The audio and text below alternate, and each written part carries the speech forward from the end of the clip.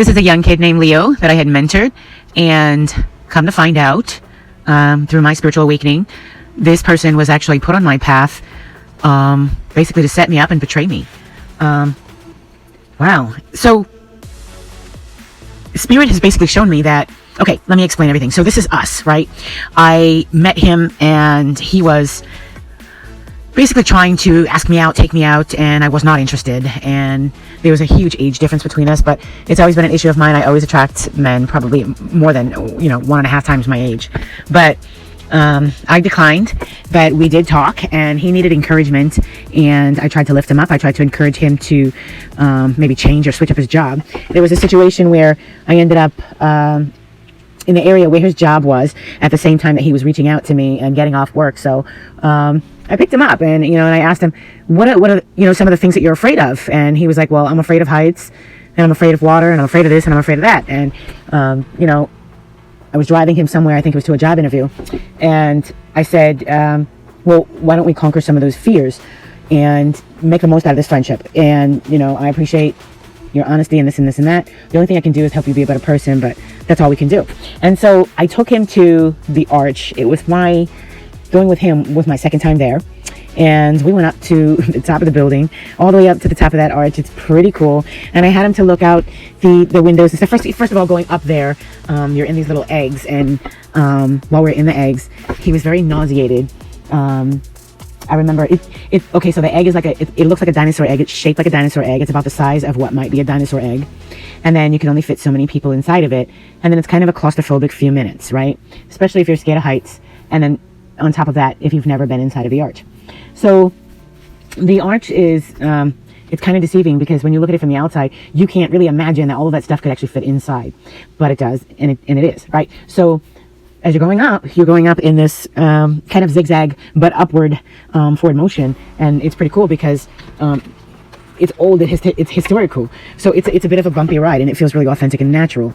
So for the first time, it is going to sort of pull on your stomach a little bit, and make you nervous. And if you are afraid of heights, obviously you're going to be afraid of heights. So this is him basically leaning into me, I was trying to get him to breathe normal, or breathe a little bit deeper, figure out what was going to work best for him. But we were adjusting his breathing, and I told him, I'm here, it's okay, and if he wants to scream, if he wants to squeeze my hand or something like that, whatever, just to be patient and to go with it and to allow himself to feel and experience it. And this is how he conquers the fear, right? Otherwise, he's never going to do this again. And the next time he does do it, if he does get talked into doing it, he's not going to enjoy it. He's going to have fears, right? So this is, us enjoying it. So we finally make it to the top, and we get through all of that. And I have him look out the window, and I have him really enjoy the view. And I gave him the space to do that, and I showed him, this is the St. Louis side, and then come look over here. This is the Illinois side, and check this out, and let me get a few pictures of you. And then he took a few pictures of me, and we had a really good experience. So we made it as comfortable as possible. Well, I made it as comfortable as possible for him, so that he was in the full recognition that he was conquering the fear. Also, he was doing something different that he'd never done before. He is, born and raised here in St. Louis, from what he told me, and he's never really done anything outside of St. Louis. So, except for maybe, the neighboring areas, and, us here in St. Louis, we go over to Illinois, every day and back like it's nothing. So this is us looking over at the Illinois side, and I didn't realize it until I started having this awakening about our whole meeting thing. But look at his eyes in that picture. I mean, yeah, those of you who are gifted or intuitive, you can see that. Those of you who can read. Basically, I know that I am showing this kid that there's more to life than what in St. Louis. And I just met him, and I just really wanted to make his day. He was absolutely depressed. He seemed like a good kid. So he was actually a customer of mine. How we met is he was a customer of mine, and I could see that everything that was going wrong for him, that could have went wrong for him, was actually going wrong for him in that moment. And then his mom kept calling him and sweating him, and it seemed like there was just one thing after another, just really going after him. And he explained about some of the things that he was going through. He had just gotten released from a prison program, and he was trying to turn his life around. And he convinced me that he was really aware that he had been around a lot of bad people, and that those bad people have really cost him some time. They cost him some relationships. I think he was telling me something about having lost a baby, stuff like that. Anyway, I don't know. I just wanted to be there for him, not to have a relationship with him, but just to encourage this kid to, from this day forward, you can be okay. You can be better. You can experience anything that you want to experience. If you want to do better, you got to just do better. And I, wanted to plant that seed in him to believe in himself. but unfortunately we met in a very personalized circumstance, and I probably went above it. Well, I clearly went above and beyond to make a difference in this kid's life, but this is just kind of who I am. I'm technically this type of person. I'm going to do everything that I can within my power that's not going to compromise me, but I've learned that in the end I had to rethink those boundaries as far as to what is compromising me and what is not compromising me. So as this wonderful kid had taught me, that even though I don't see that I'm being compromised, doesn't mean that it's not happening. And so I had to reflect on this whole meeting, and how everything just kind of went wah so fast without really me understanding or knowing how and why. And so I took a look at this. So these are the pictures. These are some of the pictures, and I also had, I don't know, I had like digital pictures purchased, and then the museum pictures, the authenticated pictures. I think we went on a ride. Yeah, we went on a where they specifically took the pictures. It was some kind of like movie theater ride thing. I think they took a picture through that. And when we finished that, then the staff there took a picture. I purchased that. I spent about $110 in pictures. I spent about, I don't know, roughly $60 for us to go inside and do this thing, and that's including a little snack and stuff while we were waiting. And I don't know, it was just money, and it was just, hey, you don't, when you want to change someone's life, I didn't look at it like that way. I just looked at like, what is it going to cost to get up there and conquer that fear, like, or what can I do to help him conquer that fear. So we did that. And so then then I asked him, when we were finished with that, I said, okay, great. Is it time to, we went and did his job interview. And then after that, after the job interview, I said, well, what else are you afraid of? And he was like, well, water. And I said, okay, cool.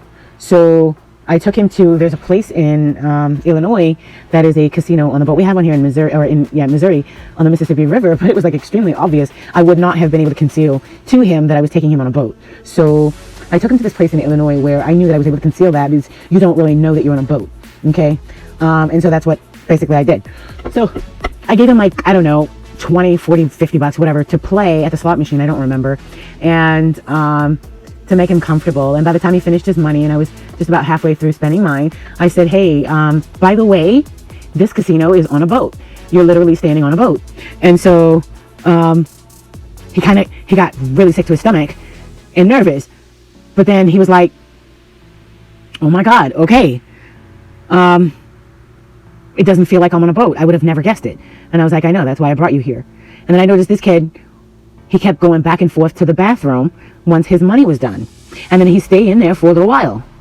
So I said, okay, whatever, And there was one other time where he did something I really didn't like. He had just kind of left me playing and went to the bathroom and didn't come back. And so I just kind of went and, did my thing, minded my business, and didn't look for him. And eventually, let him catch up to me.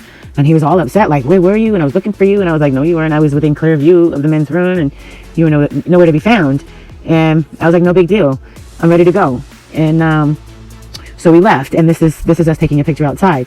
So I took him on the water side to show him, see, look, there's actually water. We really were in a boat on the water. And we took this picture, or he took a couple selfies of us. And I was just like, yeah, okay, cute. And so I think it was, he gave me a couple hugs, and he picked me up and he spun me around, and he told me that this was the best day he'd ever had, and that I make him feel alive, and he's so thankful and he's so grateful, and he appreciates this and this and that. I mean, he really seemed very authentic, and I really felt like I was making a difference in this kid's life. And I thought, wow, I'm going to change this one kid. I'm going to save this one kid.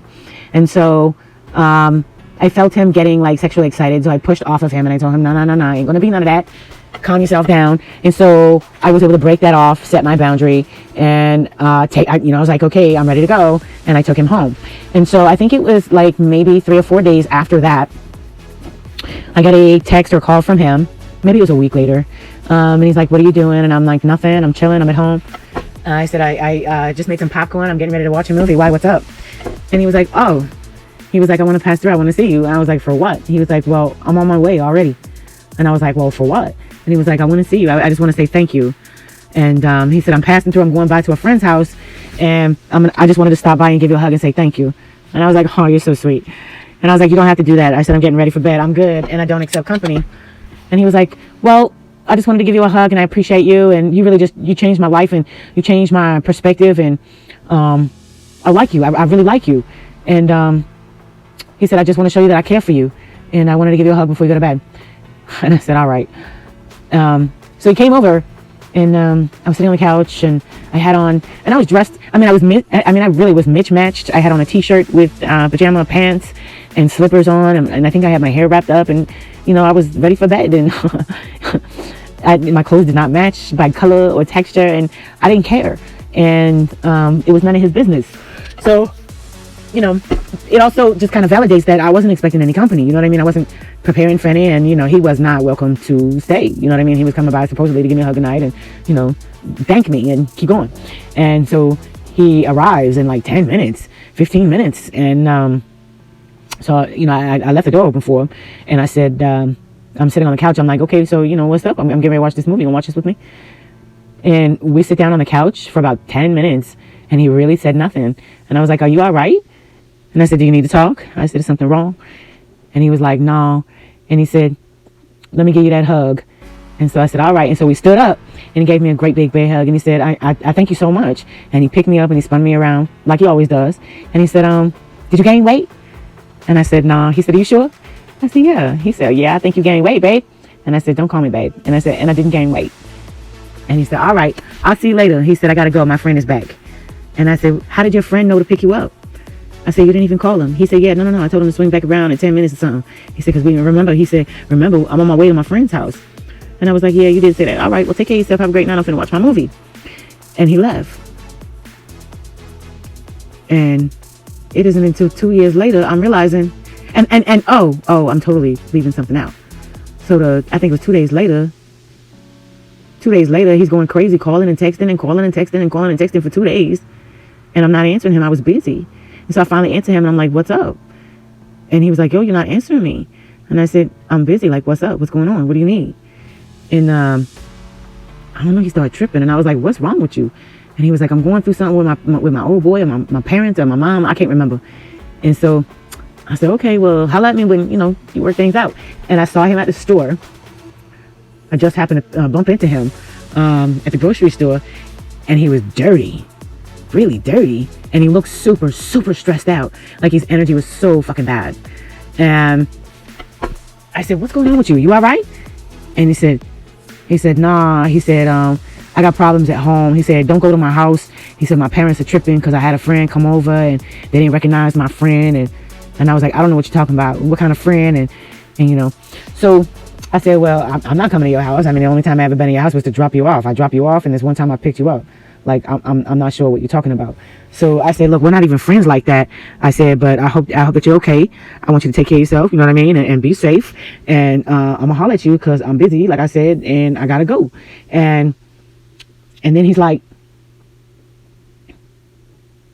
he said it's like he flips the script in the craziest way. And I knew I was being set up, but I didn't believe it. I didn't see how. But he was talking about, don't call me. I'm gonna call you, and don't come over here. I'm gonna check with you. We're not in a relationship and all this shit. And I was like, look, you're not even on my age level. You're not on my level. You're taking this so far out of context. I don't know what you're going through, but I don't have nothing to do with that. And don't project that over here to me. And have a good day. And I knew I had to cut this person off. So there was another thing that I had overlooked. Was that the same time? Yeah, no, it was before this, and I should have mentioned this. It was before this. It was before all of that happened. I was dropping him off at work. I think we had went to the park. We had went to the park to talk, and yeah, that was funny too. Come to think of it, he said he needed to talk, and he was like, "I need a friend. I need to talk. Can you go to the park with me? Can you take me to the park? Can you pick me up and take me to the park? I just really need to talk. I need to get some things off of my chest." And I said, yeah, sure. I said, actually, I'm actually not far from that area. I said, I'll give you a call when I'm in that area. Or I'll let you know when I'm in that area. And so I picked him up and went to the park with him. And so I was like, so what's up? What's going on? What happened? So I remember I'm mentoring him. I'm thinking, he just needs to express himself. And so he's talking about all these goals he has and how he's stressed out. And he can't figure out how to basically get organized. And, so I tried to convince him to stop smoking weed. And that was our conversation. Like, I was trying to get him to set the goal to stop smoking weed. I explained to him that, the first time I ever quit smoking weed, I realized that, the to-do list that I had created was one that I had actually duplicated from 2 years prior when I tried to quit smoking weed before, which meant that for 2 years that I was smoking weed, I didn't get anything done. So I wanted him to see that, and understand that this is what he's doing with his life. And so I was really there for him. I was really being a great friend to him and a mentor. And so I took him to work. We smoked a blunt. I took him to work. Oh, we get to the park. Sorry, I skipped this whole part. We get to the park. Now this is all the conversation about him needing to get to the park. So we get to the park, and then he doesn't even talk to me. He doesn't even open up. And so I went off. And I had my dog with me and everything, so I had to focus on the dog a little bit. But I went off. I said, what is your problem? I said, you asked me to come to the park so you can talk, and I'm here, and you won't even open up. And so I said, you know what? Let's go. And I took him to work. Well, I was taking him home, and he said, no, drop me off over here. So he worked at Emo's Pizza. So I dropped him off there, and when I backed into a parking space because he was talking, trying to explain himself, trying to stop me from just dropping him off and leaving him. And I was just trying to fight to go. And so I wouldn't say that we were not arguing. We were not even barely tense. I don't put up with no bullshit. It is what it is. You know what I mean? If I say this, it's this. And so I said my piece, but I was allowing him to speak. And so I was waiting, and the car cut off. My car cut off. My car battery literally died in that moment. And you know what? I didn't know that because the car was off. And he got out of the car, and he slammed the door, and he went into work. And I sat there trying to start my car for about, 30 to 45 minutes, and I could not get my car started. And so I texted him about 35 minutes into it, and I said, I'm still outside. I need help. My car won't start. And it took him about, 5 or 10 minutes to text me back, and he said, oh, wow. And so it was at that point I just said, he doesn't give a shit. There's nothing he can or will or would do. I'm on my own. I know that this means I got to cut this guy off. God is speaking to me, and I'm getting in trouble because he's stealing my energy. I got to cut this person off immediately. So this is when I had called my brother, and I told my brother what was going on. My brother was at work. I told him what was going on, and he was considering to make arrangements to have someone come and jump me. And I said, no, I'm going to sit here for a few minutes, and then I'm going to try it again. And I said, let me just try. I said, I think this is energetic, and I think I know what I have to do. And so I did just that. I waited a few minutes, and then that's when the car started. So when I went home, and I knew I could never talk to this kid again. I got to cut this kid off forever. But obviously I didn't, because we still kind of had a little bit of a mentor friendship going on. But it was at like 2 arms length, I swear to God. But I realized that now I'm realizing that, I'm over everything that's happened. This is one of the scenarios that, my brother and my ex were doing. My brother and my sister and probably 2 of my exes were working together to do against me, to basically keep me in this really woe is me, like, why is this happening to me type energy of being heartbroken and shit. So I know a lot of it was a lot of spell work, my sister doing spell work, my mother doing spell work, things like that. But I persevered. What's more important to me is that I was able to wake up and see through the bullshit, because I guess if I hadn't or wouldn't or couldn't or didn't, they'd still be in power, or at least in some control.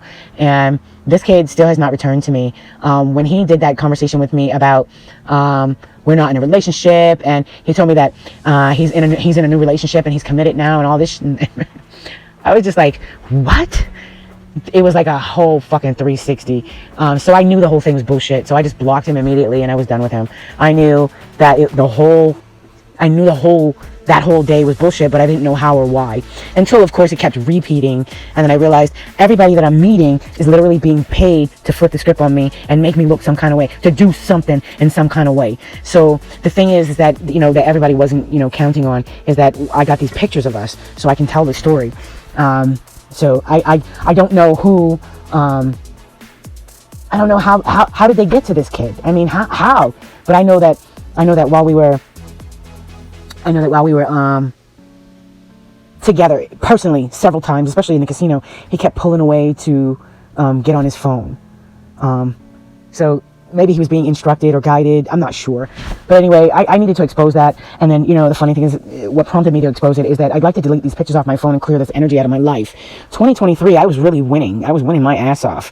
And so I know that they're all getting karma. I just couldn't win in public, and I still can't, you know what I mean? I gotta keep it quiet, but being able to wake up every day is a win for me, and that's kind of, that's enough for me. That's enough. And I'm just so grateful that little shit like this is not gonna fucking break me. And, you know, as far as making me, I mean, the only thing it can do is make me be seen for who I am and not the person that they're trying to make me be seen for, which I really don't know. I had gotten a spiritual download that this particular incident of him coming to my house was used as some sort of staged lie to look like I don't know, like as if we hit it and quit it. And possibly it was going to be used against me, that this was the incident where I may have given or shared or spread some sort of disease. So these were downloads. Maybe it was a fear that I had that this is what they were saying, because of the reactions that people were having.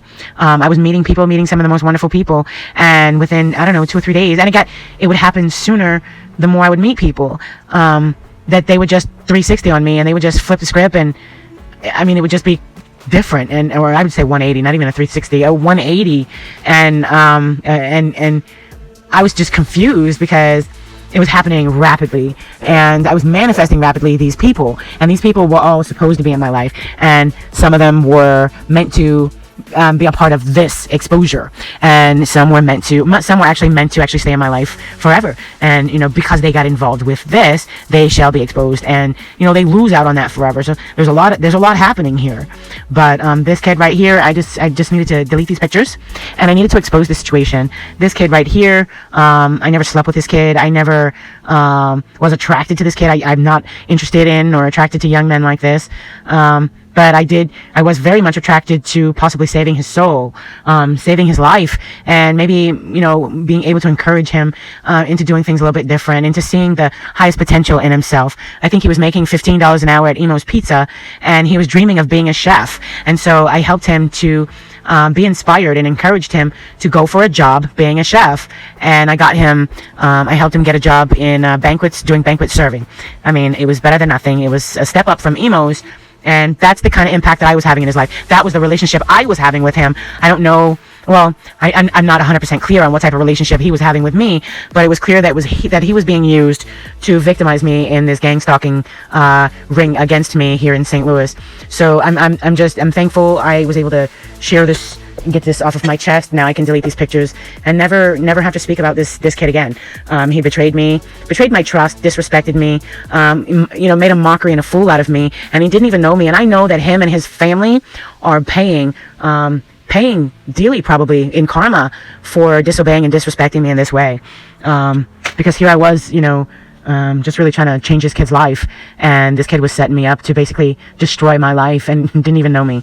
So I don't know, you know, what you got paid, or if you even got paid, but you know, karmically speaking, whatever you got paid, I will get that back times 10, and you will be negative times 10, whatever that was. So I hope it was worth it. And yeah, well, I'm never going to speak of this again, because you're not worth it.